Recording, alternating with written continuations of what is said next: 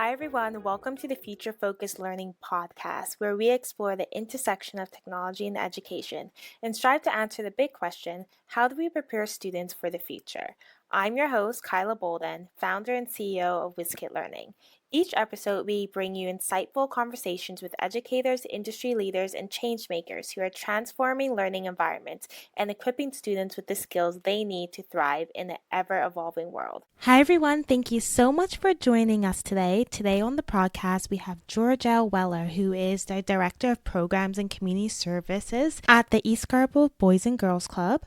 I am super excited to have her on because East Scarborough Boys and Girls Club is actually one of the first Boys and Girls Clubs that we ever worked with, all the way back in 2016. So I've gotten to know Georgele for a while throughout her time at East Scarborough Boys and Girls Club, and I've always loved working with them because they have done a really great job in creating engaging programming that their youth are actually interested in doing and really being able to incorporate the needs of the community in order to create impactful programming. So I hope you guys like this episode. We talk a lot about some tips on how to create programming that resonates with youth, being able to look at programming in a holistic way in order to help youth in many different aspects of life. And overall, we just have a really great conversation about youth development. So I hope you guys like this episode, and let's get into it. Well, thank you, Georgele, so much for joining me on the podcast. When I thought about launching Future Focused Learning at WizKid, we really thought about the individuals who are making amazing waves when it comes to the youth development space and doing very interesting programming. And you were one of the first people I thought about because obviously we've been working with East Scarborough Boys and Girls Clubs for years. But you guys have had the unique ability to get a hold of youth and create innovative programming that I thought would be really cool to talk about on this podcast. So thank you for joining us. Yeah, so thank you for having me and also thinking of me and BGC East Scarborough. Of course, of course. So I first like to get into our guests' backgrounds a bit. So can you tell me a little bit about your background and what inspired you rather to pursue a career in youth development? So I started my career in the social service field about 16 years ago. Initially, before coming to Canada, I was a teacher. So I've always had a love of learning and also wanting to impart that knowledge to others. So before coming to Canada, I worked with children that were 4 to 12 years old essentially. So obviously, I was working in a school, so we follow the standard school curriculum, and also there are opportunities for the teachers to implement new activities that are their own ideas just to get the kids more inspired and show them different avenues for when they try to choose their careers in the future. So just working with those children and then coming to Canada was a big change because then I realized the education system over here is quite different from what I'm used to coming from Jamaica. While it seems like the teachers are more invested and they put in more effort over here, it seems a little bit more relaxed. And one of the things that I found that for youth that identify as Black, they face many barriers that are very embedded in the educational system, so it pushes them in a certain direction, which is always away from post-secondary education. So coming here, one of the things was, for me, I'm passionate about opportunities and wanting to see individuals grow, and coming into a space where Black youth are always put down and they don't seem to be inspired to dream anymore was very heart-wrenching for me. So that's one of the things that got me into youth development. I started as a early child educator when I got here 12 years ago. And so after that, it just blossomed where I continued to work up the ladder in terms of working with older children, so the 12-year-olds, until I actually came to BGC East Scarborough. So all the life experience and all the professional experience that I've gained from that time to coming to BGC East Scarborough has helped me in my current role. So working with youth mostly, but also working with children that are 4 to 12 years old.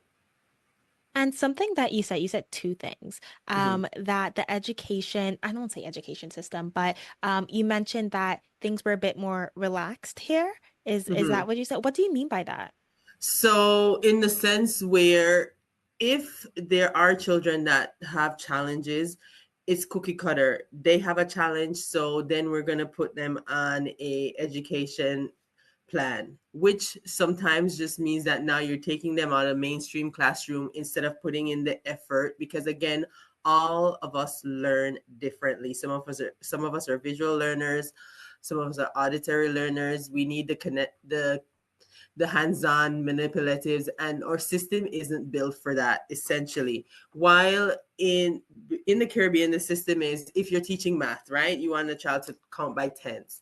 Sometimes the teacher will say 10, 5, 10, 15, 20, all that. However, they'll also send you outside and say, go pick up 10 rocks and bring back inside, right? Or go get 10 sticks or go get 10 leaves. So you're working with that. So you're also bringing in the concrete stuff from nature into the classroom.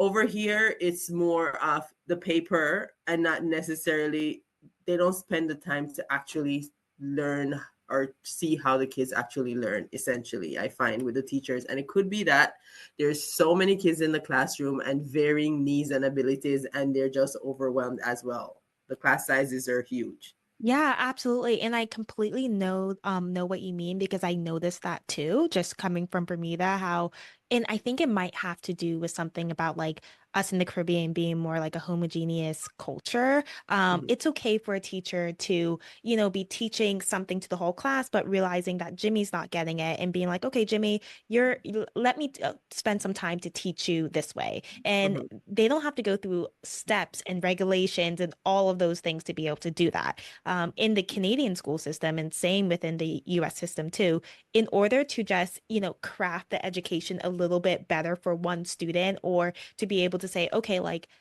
I know we said we're going to learn how to count by tens on this way, but like the curriculum says this, we're going to go outside and do it another way. There are like so many like steps in order for them to just do that. I was speaking Mhm. with one principal and he said, and this is outside of Canada, that they are scheduled down to like the 15 minutes when it comes to their curriculum. It's not Mhm. like that in the Caribbean. There's a lot more ability to um, make the curriculum more adaptable. So I definitely feel that. And another thing that you said is about when it comes to BIPOC youth in children, them actually being pushed towards non-post-secondary university like options, right, from a young Mhm. age. And that's something that we notice, and definitely one of the reasons why we started with Kid. And I think what we talk a lot about when creating coding programs or workforce development programs is we want them to have opportunities. Every kid does not need to be a lawyer, a doctor, a computer scientist, like any of these things. But like, Mhm. let's give them the opportunities to become that rather Yeah. than canceling them out by middle school, which seems like duh, but it's not always like that. I also liked what you said about like making sure students have the ability to dream and like not like crushing their dreams. What are some ways you are finding that either if it's like program development or things that you're integrating into the youth programs that's helping them have the ability to like think bigger when it comes to their future? So, in terms of our youth program, one of the things that we do is we have youth outreach workers and other staff that have conversation with the youth. So, basically, they are my eyes and ears in the community. And so they'll come back and say what the youth are most interested in. So, what I've done too is based on experience and just conversations I've been in. I know there's some key things that youth don't know or think exists. So one of the things when I create programs, I look at what if I was their age would I want or I didn't have when I was growing up that would man if I had that I could have gone way further. So that's kind of the lens that I look from when I'm developing and designing programs. So just thinking about what the school curriculum currently offers, especially for high school youth, that too is why we created the youth center based on those out of school time programs where Yes, they have the academics, but we're also enhancing a few other skills that they don't necessarily get during the school day or the school year because they've been cut from curriculum. So we also look at that too. What are the areas that have been cut from curriculum in Ontario that is life affirming activities that need to happen for youth? And those are the lens that we create our programs from. So feedback from youth and then what's lacking in our current education system. And I love that you said, you know, you talk to them. And like you have your staff on the ground actually have conversations with them because I think like beyond those like survey type datas, that is the best way to figure out what they want just by speaking with them and figuring out what they're interested in and then how to develop programs that are linked to that. So, um, I would love for you to tell me, and I already know, but also tell our listeners a little bit more about like your specific role when it comes to BGC, as well as the MAAT Youth Center, and you know what you are focused on like your day-to-day basis. Okay. So, in my current professional role, I serve as the Director of Programs and Community Services for BGC East Scarborough and the MAAT Youth Innovation and Cultural Center. So, my role is multi layered. So, currently, I oversee all programming and services for individuals 6 to 29 years, which is divided into two portfolios. So, children and early teens, and then youth programs and community services. On the programming aspect side of my role, I work in program planning and development. So what that includes is curriculum design and development, and also talking to my team, seeing what's new with the community and ensuring that we are providing responsive programs and supports that meet the needs of our program participants as well as align with the organization's core values and principles. I also, in my role, I have to do financial management. So that includes writing those grants, getting those funding, but also monitoring those funding and overseeing and ensuring that we are within the guidelines of what our specific funding aligns with and working through program budgets with my managers as well. On the other side is community relations and advocacy. So I represent the organization and different networks, coalitions, and always on the issue of education and employment. So those are my two major focus areas. And then also working collectively with other organizations in the community to effect positive change, especially when it comes on to education attainment for youth and also employment opportunities for youth as well. So, in a nutshell, I do a lot. A lot of things. And but it's really great because I we work with so many different organizations and it's nice to have somebody who's so involved yet has such a large scope of understanding as the program from a whole because you know sometimes the person who is wanting certain programs to be in place are so far removed from the individuals who are actually taking the program. You see this a lot in like very, very big school districts. Mhm. And by the time it gets to the person, the students are like, well, this is not what we want. So it's Yeah. really cool to have somebody that's involved in every single aspect and understands like each stakeholder's needs. Now, I wanted to talk a little bit about the MAAT Center because I know that's new. And it is you know, definitely related to East Scarborough Boys and Girls Club. But I wanted to learn a little bit more about the connection between the two and then how it came about. Okay.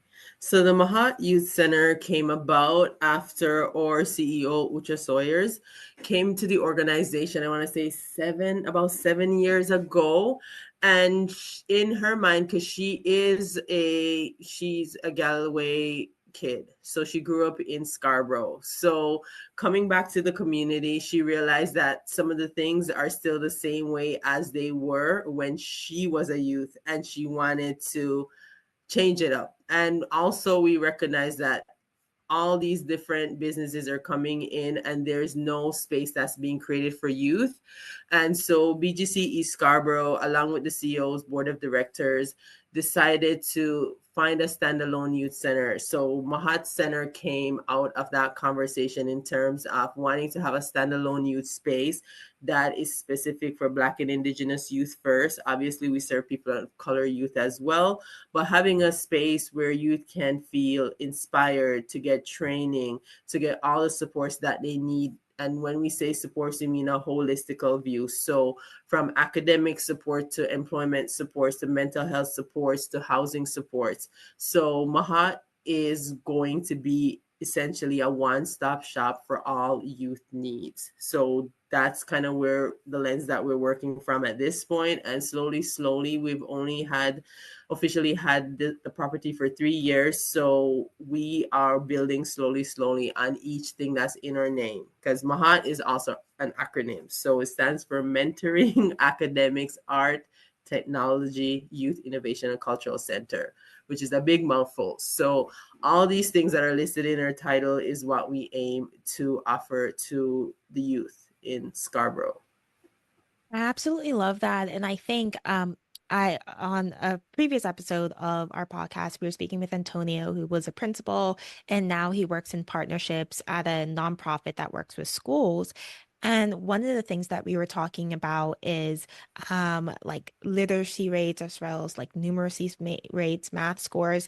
And we were saying when it comes to schools or, any type of youth focused organization, the problem is always so like multifaceted. You could solve math by like, maybe like changing the way math is taught in the schools, but then you also have to solve the teacher turnover problem. You also have to solve the class size problem. And the same goes for many of the problems that are facing our youth. Like you could solve, okay, like let's give them tutoring so that they can increase these specific scores. But then if the student doesn't have a place to live, or if the student's hungry, like how can they do well in school? Or if there's a mental health problem, that's going to impact the way they're even able to attain information. I saw a Mm-hmm. study that saw that when students were stressed, they forget what they're learning in school. Like they like studied students who were being bullied, and like for the time that they were bullied, and then you ask them a year later what they learned in that grade, they don't remember, right? Mm-hmm. So like mental Yeah, health has a massive impact on students actually just even being able to retain the information that they're learning. So I love that you guys are like approaching this problem from such a holistic lens, because it's true. And you've probably seen this throughout your career. You can't just attack it from one end and then be like, well, the rest isn't us. You have to have a holistic approach even to just get one step further. definitely. So I liked how you touched on the food piece, because that's been one thing years ago, or board mandated that all our programs need to have a food component, because we also recognize that the youth that come into our space, yes, the school now have the breakfast program, but for some of them, that meal that we give them at the end of the day is the only good meal they're having for that day. So even just coming into our space just to hang out, we've had youth that just show up for dinner. And obviously they engage in the other activities, but they're coming because they know we have something for them to eat. And then the staff can work on the other things that they've seen. Because as you've said, there are organizations that only focus on, or past years only focus on one issue, which, oh, we want to raise the academics, which is literacy and numeracy. But as you said, I can't concentrate if I'm hungry. If I have past trauma that I'm dealing with from last Saturday, there's nowhere there's anything getting into my brain. I also need some mental health supports as well, so I can be centered enough to actually receive the information that is being given to me. So it's mind, body, and soul at this point. And what does that entail? For some youth, it's also, some of them are couch surfing, or some of them are in the shelter. In order to get employment after high school, they need a stable address. They don't have that. There's youth that are coming out of the system, right? And now they have to now figure out how to navigate all these things. So what does that look like for those youth? Where's the space where they can go to talk to supporting adults that can put them on the right track, somebody that believes in them. Most youth, one thing that they need, and some of them are lacking, is somebody that sees them for them, believes in them, and are willing to push them to what they need to go. That person that they can pick up the phone and say, hey, I really had a bad day, I just need to talk to somebody. Because some of our youth, their parents are working 3 jobs and they're just trying to keep a roof over their heads. So they miss certain signs, but that's where MAAT and BGC East Scarborough comes into play, because we provide that safe environment with supporting adults to help our young people thrive. I love how you touched on that they're looking for someone to believe in them. And a lot of times, which surprises me because there's been so many studies on that, that is not like integrated across, like intertwined across like teaching pedagogy and program development. Because there's been so many studies that shown that a teacher, they've told the teacher, okay, tell this class that they are like the highest performing group. And it's actually been the lowest performing group. And because you actually told them, hey, like you guys are the smart ones, they end up even doing better than the kids that were performing high Mm-hmm. naturally, right? So Yeah. I always, and I tell our instructors this as well too, and we train them this way. When you are working with a student, you are always assuming the best of them. You have, and you are giving them positive affirmations of how well they are doing. And it makes Mm-hmm. everyone's job easier because then they feel valued, they feel supported, and then they feel like, okay, I can do this. Students have to feel smart in order to do well, you know, and Yeah. I think that's just also just like a big part of education that sometimes is missing. A question that I want to ask you about is some of the challenges that you might face. So, in your efforts to nurture the dreams and like the potential of BIPOC youth by creating all these programs and, you know, the amazing work that you guys are doing in the community, what are some of the core problems that you are trying to help youth overcome, or even problems that, or challenges that you faced in order to make sure youth are getting involved and engaged in these programs? Okay, so I'll start with some of the challenges that we see as a non for profit organization. Being a non for profit, everything runs on funding. So after we talk to the youth, we create this wonderful program and we have funding for 3 years. And so we deliver the program and the services. However, at the end of the 3 years, the funder might decide, most of it is always government funding. They decide that their efforts have been shifted. So their focus is now on something else. So always having that sustainable funding to continue the program and the service has been a challenge for all social service sector organization, just because of the way how the funding flows. So being one of the solution is just being creative in how we do our programming, and then also trying to figure out ways for us on our end how we can diversify our revenue so that we are able to continually support the youth in what they need.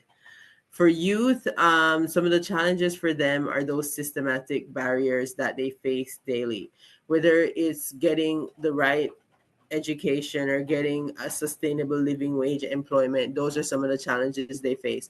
Just even when you think about applying for a job, some people get screened initially by their name. If your name's certain way, if you have a certain name, you won't even get an interview.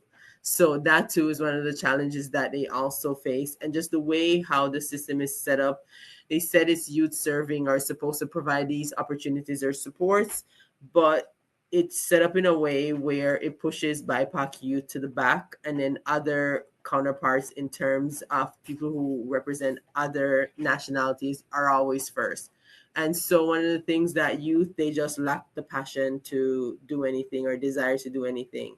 For some of our youth, they live in TCAC building and they've lived there for 3 generations, and they just think that I grew up on this block, my mom was on this block, my mom before that, and this is what it is, and I can never move from here. So why bother? And this is one of the things, they lack the passion and they don't no longer believe in themselves. So they no longer dream.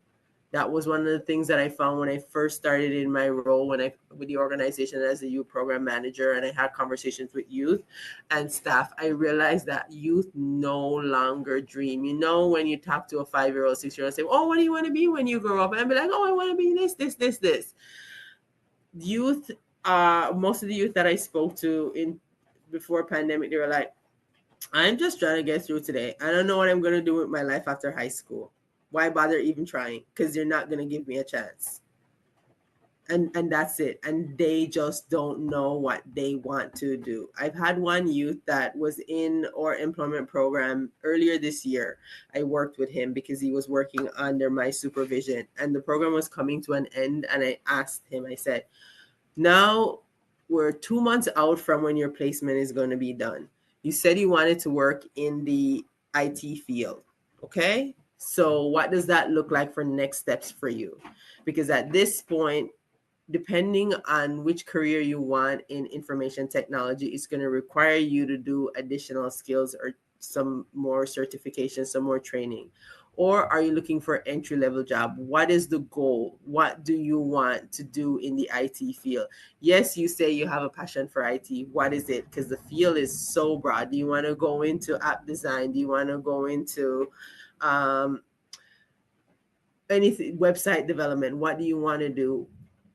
Or are you do you want is your aim to work for Rogers or Bell, one of those tech companies? What is your aim, and how do I help you to get to the next step? Because that's a long-term goal, and so we need to build out the short-term goals that get you there. It took the youth first, when I asked the question, he was like, what are you even asking me? I just know I want this. How am I going to get there? And we've had like conversations over the week, but then he keeps switching. Oh, I don't know if I want to do it anymore. Oh, I don't know. So even the self-doubt is already embedded in there. And some of it is because people said that you can't do it. You can't achieve this. This is not something that you should even think about acquiring. So even working through that would require some more in terms of working with a counselor to even get that young person on the right track to actually say, oh, I'm going to do this, go into the STEM field. Here's my plan. Here's my 5-year plan. First, I need to get a job as this. I need to save some money, and then I'm going to go get my certification for this. But in the end, he chose something else, not in the field, but I know that's still his long-term passion. And it was just, oh, I spoke to my mom and my mom said to do this instead. But what do you want? You have to live for you. Absolutely. And I think you're completely right with things like if you have a certain type of name, even getting an interview is hard. We know as like Black people that we are faced with a lot of challenges, and then the students, they know and they're taught from day one oftentimes that like these things will happen because of the color of your skin, which is true, absolutely. But I also think by the time they get to actually apply for a job, they're like, the odds are so stacked up against me. It makes them discouraged and not want to dream. And in reality, yes, like, these biases are real, they're true, they're here. Like, yes, we could agree, but with programs like yours, there are pathways to get there. And they just have to have like that little belief in themselves where it's like, okay, let me apply for this. Let me, look into getting that certification. And if they take those steps, then they're able to actually open up so many opportunities.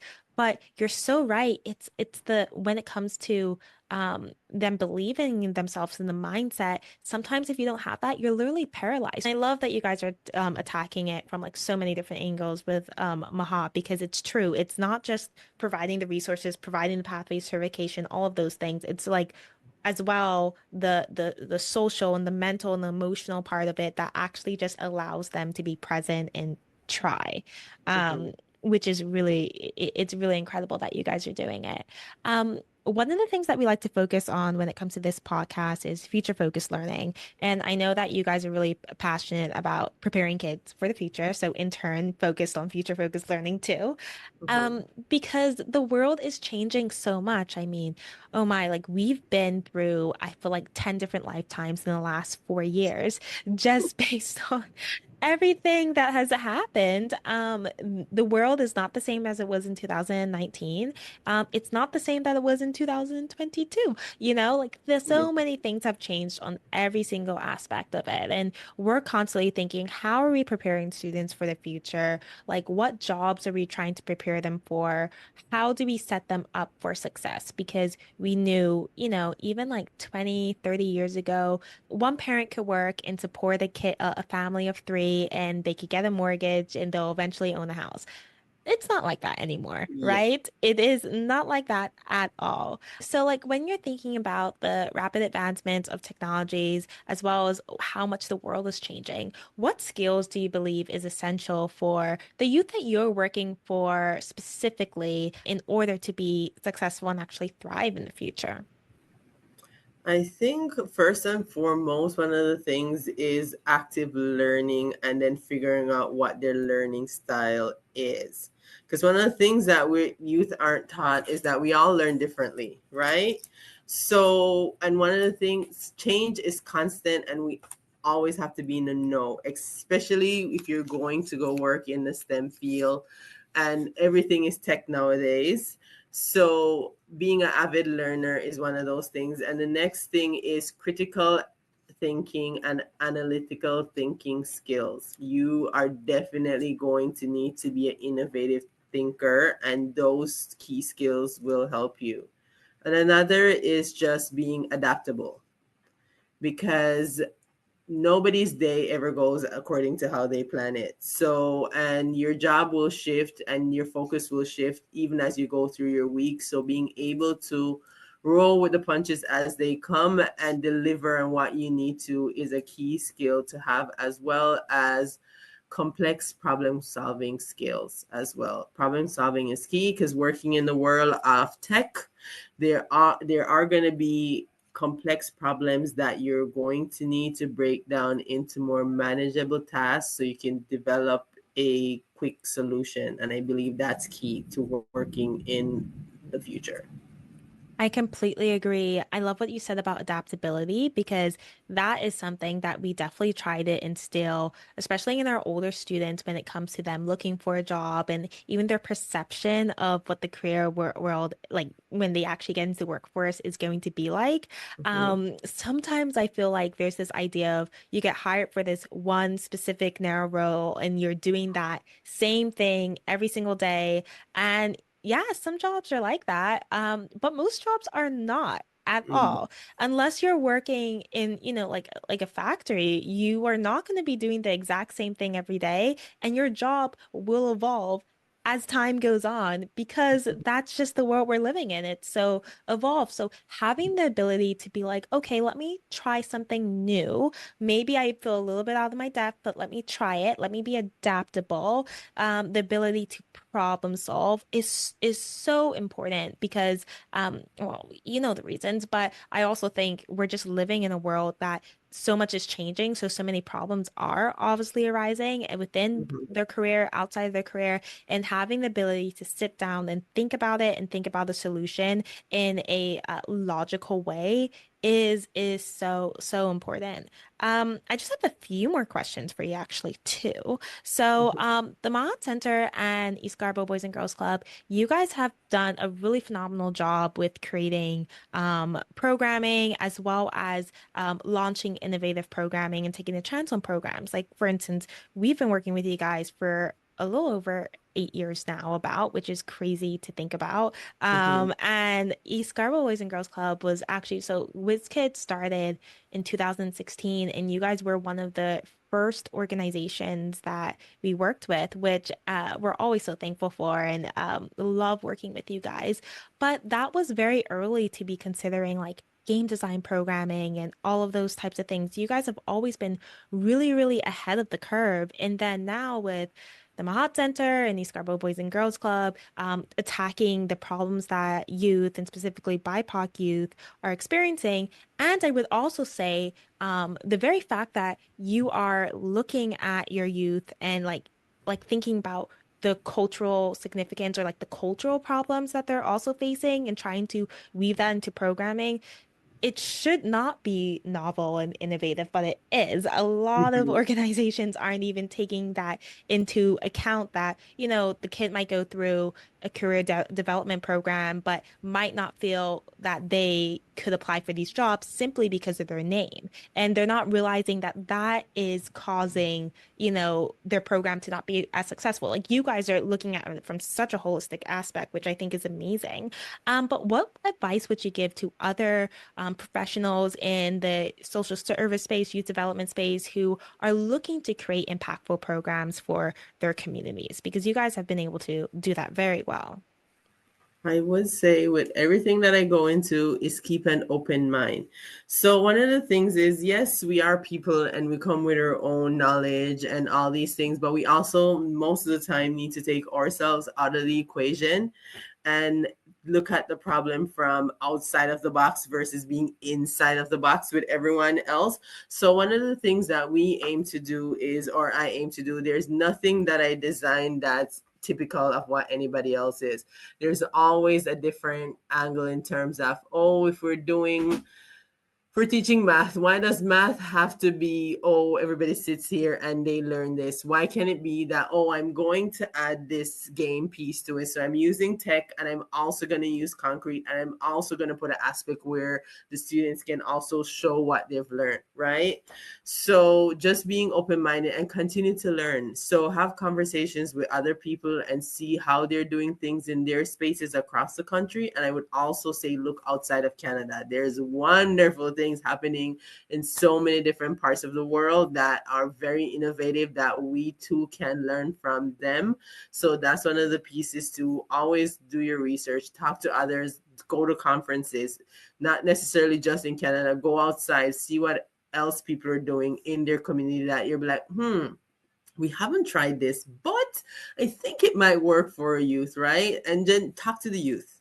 That's one of the things. You can't plan something for me without me, right? So you can't say, oh, I think youth will like coloring. Yeah, maybe when I was 5, but not necessarily right now. I'm into probably mural design with more intricate pieces. So what does that look like, right? So talking to the youth is key. You can't design something for the community without community input. So one of the things that we also do are needs assessment.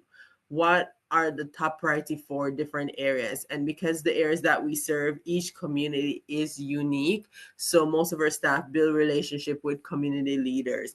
They are the voices that speak for most people in the community, and they see the changes that need to happen. So having community input when you're designing your values, when you're doing your strategic plan, when you plan, because when you do strategic plan, you plan for the next 4 years, and that's kind of what you deliver for those 4 years. If you're implementing a new program, go with the basic design, but then get resident leaders to have input, get youth to have input, ask for input from the parents. So at least you have buy-in and you know that what you are designing is responsive to the needs of the people that you are trying to offer the program and the services to. So that's kind of what we do.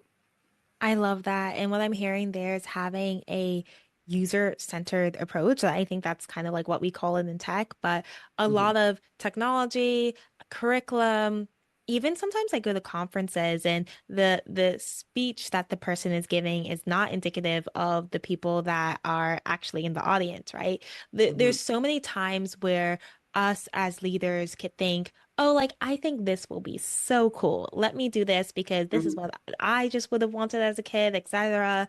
And then if you don't consult the users, if you don't, ask like the various different stakeholders and be open-minded, etc., you end up creating a program that's not relevant to the people that it was created for. And I think that could happen so much when it comes to youth because um, not that they're voiceless, but we don't always ask their opinion. So I Mhm. love that you're keeping them at the center of everything that you're doing. And it definitely shows by all the incredible programming that you guys have been able to create. We're such a fan of the you guys organization here at WizKid. But thank you so much for joining us on the podcast. We learned so much, especially when thinking about educating youth of color, BIPOC youth, but then also just creating programs that are engaging and relevant to them. You guys are Mhm. doing an incredible job at doing that. And I appreciate you coming on and sharing a little bit more about your organization. Yeah, thank you for having me. Well, guys, thank you so much for listening to that episode. I really enjoyed having Georgele, and like I said, we have been working with East Scarborough Boys and Girls Club for so long now, and they've been just amazing partners for us throughout the year. So it was wonderful to have her on and highlight the amazing work that East Scarborough Boys and Girls Club is doing. So thank you so much for listening. Make sure to subscribe to the podcast, give it 5 stars, and tell us who you would like to see next on the podcast. I hope you have a wonderful rest of your day.